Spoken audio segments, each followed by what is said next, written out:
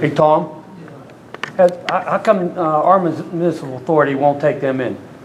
How come, have they bid on this project? How about if they take over the watershed? Well, that was talked about, but whenever Mount Pleasant suggested, since they were the larger users, that they would handle it, then why not? We weren't both going to try to sewer the same village. It's still, Southview is still a village there. It just happens to have a municipal boundary going down. But as the gentleman in front said, you still got the problem of the rest of the watershed.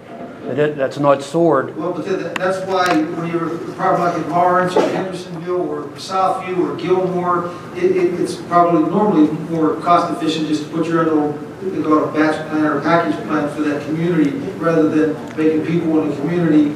I understand, but I mean, a bigger plant to service future developers. Has anybody looked at what that cost would be since the plant's already built? Well, that was one of my questions I was going to bring up next. I know you keep saying that the cost would be the same.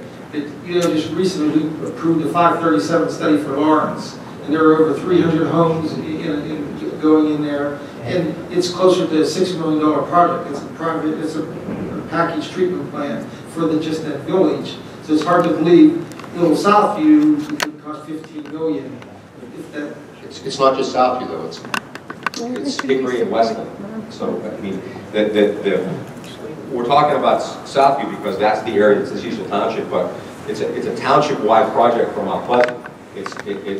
We are sewering Hickory and Westland as a part of the overall project, and we're not going to have 3 rate districts. It's going to be one rate that's spread over one cost that's spread over all the rate payers. So if Southview was standalone, if we went to the old project that we approved in 2008 and 2009. What would that package? What would that deal cost? I don't know, and I think I believe that even back when the other plan was approved, it was the same thing. It was looked at as I believe phase 1 was Westland and Southview, and Hickory was the follow.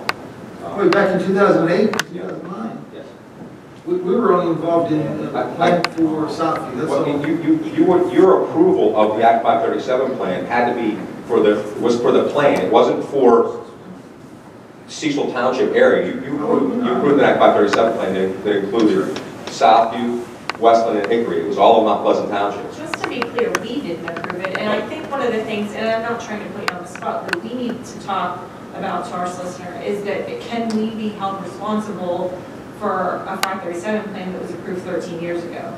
Because you're coming to us and you're basically telling us our hands are tied, but it wasn't approved 13 years ago. It was started 13 years ago.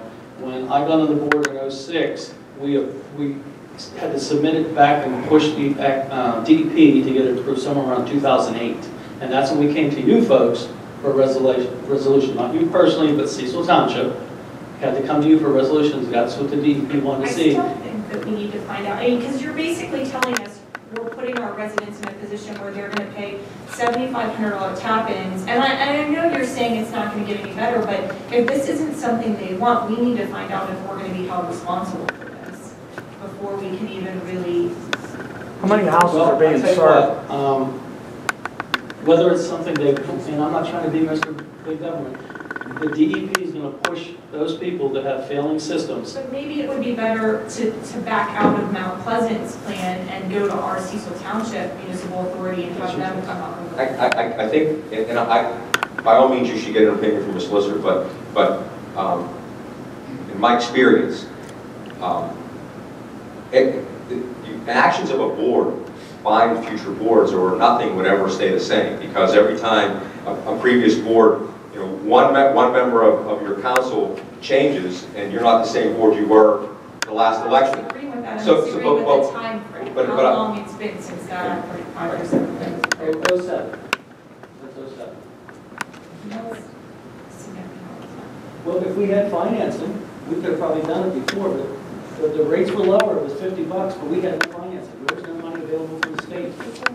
How many users are being served in Southview? Between 21 and 25 in Cecil Township, and there's almost 630. I want to say it's 635 total. No, take the Southview. In Southview? 25. Well, Cecil Township, Southview, or all of it? All of it. All of Southview? about 150, wasn't there? While he's finding that out, I'd really like to hear from people who live in Southview as far as whether this is something you want, the finances. I want to know your opinions of this. It's important. I don't live there, so this is not going to directly impact me or this board, really. They might not be in a position right now to make a decision. It's 96 questions. 96 in total in Southview, between 20 and 25 of those people were in Cecil, yeah. Any comments or questions? Well, we're still going to Wait 1 second. How much, what's the total project for all of Mount Pleasant with Cecil? All of Mount Pleasant with Cecil is 570. 570. This Just is 635. No, it's, well, let me back up. With the plan as it exists, the one that was approved in 2007, it's 508 total. With the amendment, it's up to 570. And what was the 508? That was the original, the plan was approved in 2007. But what did that include? That included 96 in Southview, 102 in Westland, and 310 in Hickory. 102 in Westland? Yes. 310 in Hickory. I think really Jim has brought up a good subject. I live out in Rising Road out there in Midway Sewage Project. There is a pump station right at the bottom of the hill there. And one of the problems with it, it does smell tremendously. And I mean, that's something that, you know, that everybody's going to be concerned about. You put a pump station in, what safeguards do you have to make sure that there's Odor control measures. Chemical addition, that's what you do. And I understand your concerns, and a packed wastewater treatment plant is worse than a pump station would be. The information we've always operated under was that the DEP would look at a project like this, and if they look at $95 for a monthly fee and $7,500 as a tap-in, they look at it to see if that project can be sustained, meaning if everybody can pay their bills. Now, they don't personally care about you or your family that paying out $95 or $7,500. They care about the viability of the project. If it's going to fail because most of the people there can't afford that, and they're just not going to pay, and then the project starts going under because nobody's paying their bills. That's what they're the only thing they care about. They don't care about you personally. So we look at that the way the DEP looks at that, and that's why we have to come to you and see if you can live with that kind of money. Now, that $95 a month, does that cover the sewage use also? We hope that's the operation and maintenance and... That would be the estimated total monthly bill will be $95 a month. There'll be two components. There will be a debt service component and a water usage component. But in the planning phase, it's just calculated as one number. Wait, for the $95, how many gallons do we get? At this point, there's no definitive rate analysis done. It's because it's a planning study. It's just the total project, the debt service on the total project per resident plus O&M. So it's not broken down yet to the point where we know what the debt service payment will be and what the monthly and what the So it water. could be that this is the minimum, and This would be the average usage for a person who uses, 4,000 gallons of water a month, a quarter a month. Here's one more way the township is able to help. We can control if the DEP forces a project. That we always understood that only if there's an epidemic would they push a project and make you do it, cost be damned. We're faced with some low-income areas in the Cecil Miller's Run project, and what the township was able to do, we have these funds available called the Community Block Development Grant Money. And every 3 years, Cecil Township gets around $180,000 to do any kind of project that we want that's in a certain income area. They have a cutoff for Miller's Run. At the time, the cutoff was under $30,000. You were qualified for CDBG money. And what the township did, we had put $180,000 in a pot.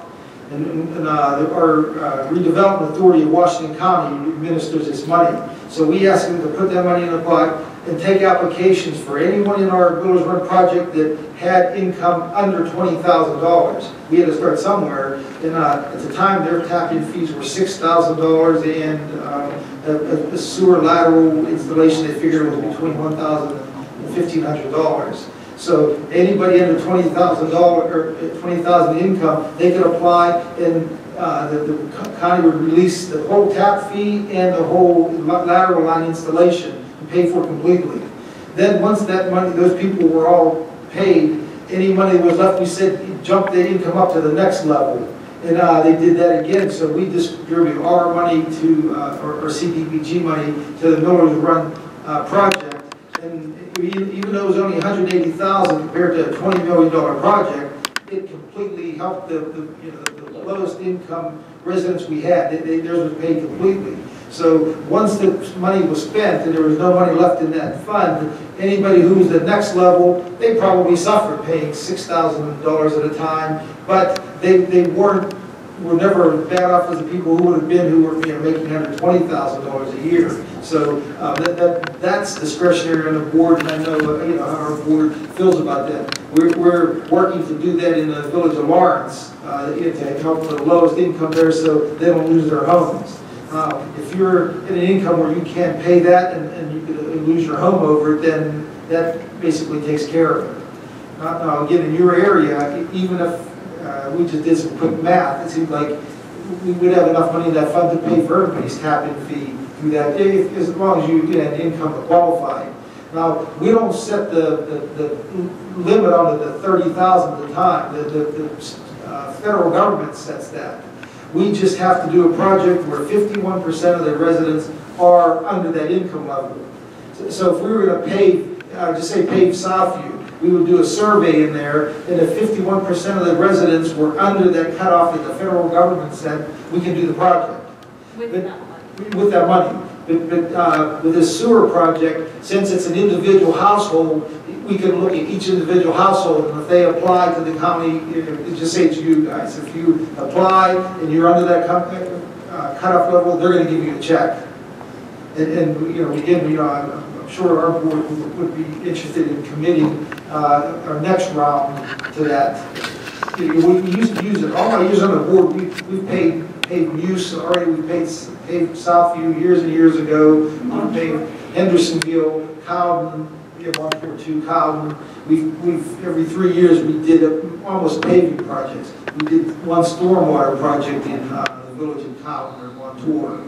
And so the last time, this is the first time we did it individually for a sewer project. But again, the county administered the funds for us. Like Mom said, we get these funds every 3 years. So this year it looks like we'll be eligible for some more of this funding. And then 3 years down the road, we'll be eligible too. So depending upon which project here goes first, we might be able to use some of it for the Lawrence and then some of it for this too. Did you say